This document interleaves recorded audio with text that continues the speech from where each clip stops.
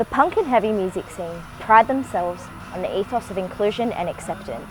Australia in particular is home to some of the world's most diverse alternative music cultures, each unique for creating their own sense of community.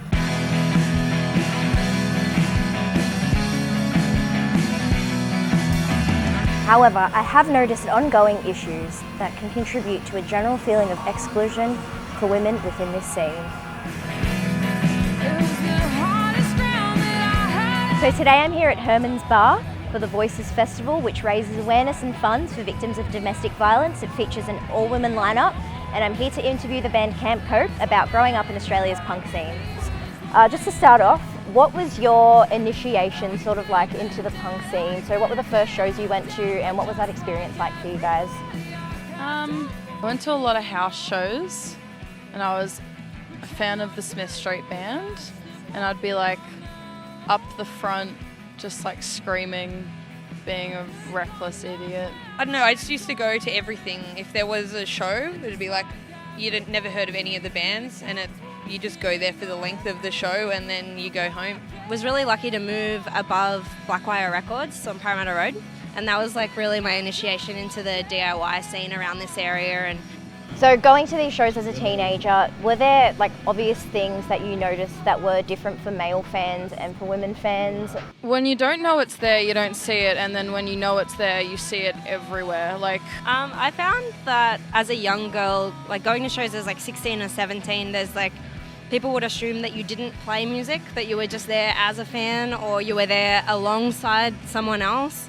Was always like the only girl on the bill, and I was always playing first, and I was always an acoustic act, and that's like, it's such a pattern that you notice. Like, I'd say that like moshing and expression is such a massive part of being in the punk scene, and it's seen as such a cathartic and expressive thing.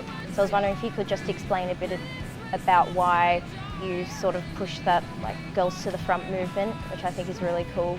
I think there's this shift happening where there's more women in music now, and there's things like this and Sad Girls Fest where like they're getting recognition, but that's why I think Girls to the Front is really important, and recognising the women in the audience too, because more and more women are getting respect as musicians, but there's still not a focus of the women in the audience and them getting the space that they deserve too.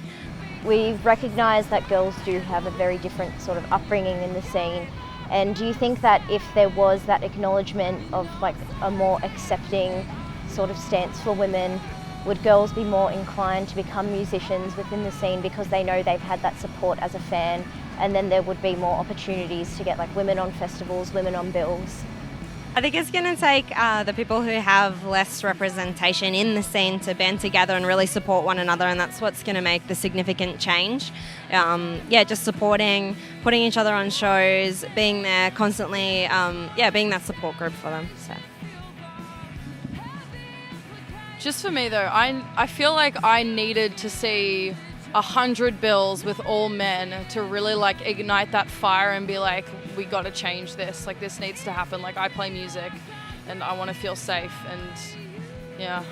I mean, obviously we've got a lot of friends that are like four guys in a band. That's totally fine.